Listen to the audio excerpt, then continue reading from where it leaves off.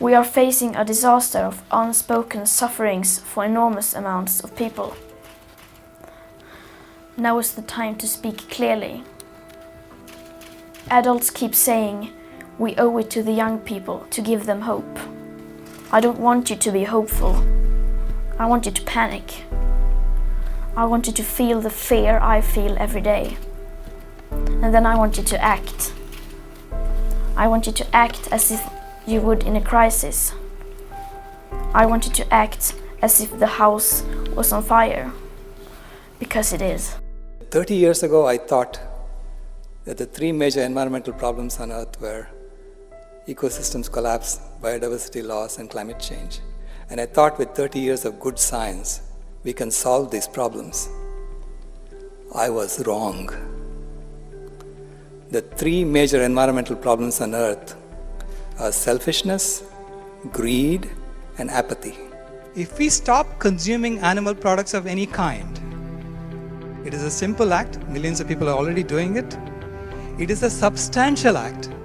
The recovering forests on all the land that's going to be released when everyone goes vegan can sequester 265 gigatons of carbon, which is more than the 240 gigatons of carbon that humans have put into the atmosphere since the industrial era began.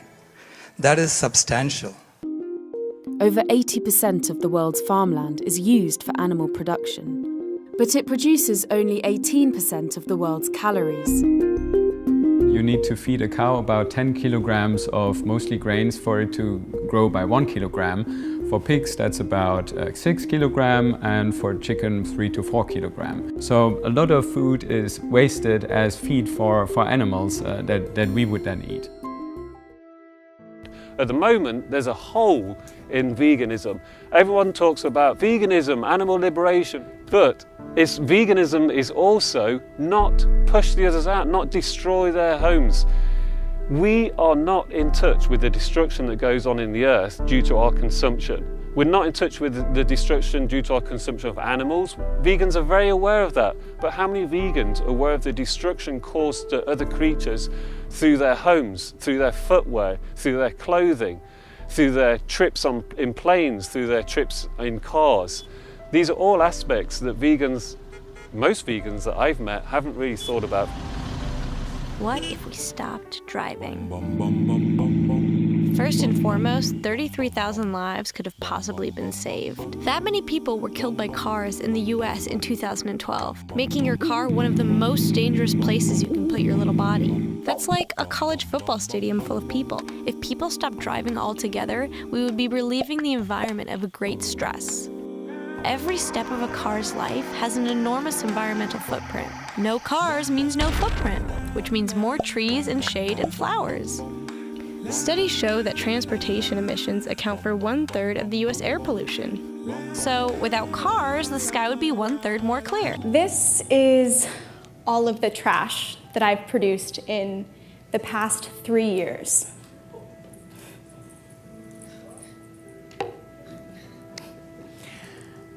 When I say that, people think that I'm crazy or that I'm lying, or they'll ask me questions like, hey, so how do you wipe your butt? This all started when I was an environmental studies student at NYU. My senior year, I was taking a course called the Environmental Studies Capstone course, which is essentially the culminating course that all environmental studies students need to take in order to go out into the world and make it a more sustainable place. Well, there was a girl in this class, and every class she would have this big plastic bag with a plastic clamshell full of food, a plastic fork and knife, a plastic water bottle, and a plastic bag of chips. And she would eat all of this, and then class after class would just throw it in the trash.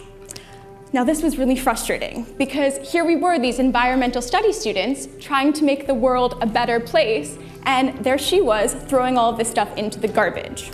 One day after class, feeling still particularly upset about watching her throw everything away, I went home to make dinner. And I opened my fridge and noticed something that I had never seen before. Every single thing in my fridge was in one way or another packaged in plastic. And I couldn't believe it. You know, I was getting so mad at this girl for making so much plastic trash, And it turns out that I was just as bad. I was that girl. Because we are in the degenerative side of things so much, we really need to be moving from sustainable to regenerative activities. I mean, sustainable's, it's not all that great. You know, it just means you do it over and over again. If someone said, how's your marriage? And you say, oh, it's sustainable. Okay? I mean, it's not all that good. It's really not. Techno-optimism in particular is really insidious. It's about telling us we don't actually have to change anything. We can still have everything we have now, so we don't really have to worry about any of these pesky limits. We'll have everything we have now, we'll just do it all in a green sort of way. I think we have to have a recognition of the fact that we are facing limits and some sense of the relative time frame for the different limits that we're facing, because then we know what we're trying to prepare for. And we have an appropriate kind of sense of urgency as to the need to do it. They're sold this image of what it is that makes you happy, and that is always unattainable, even if they get more money.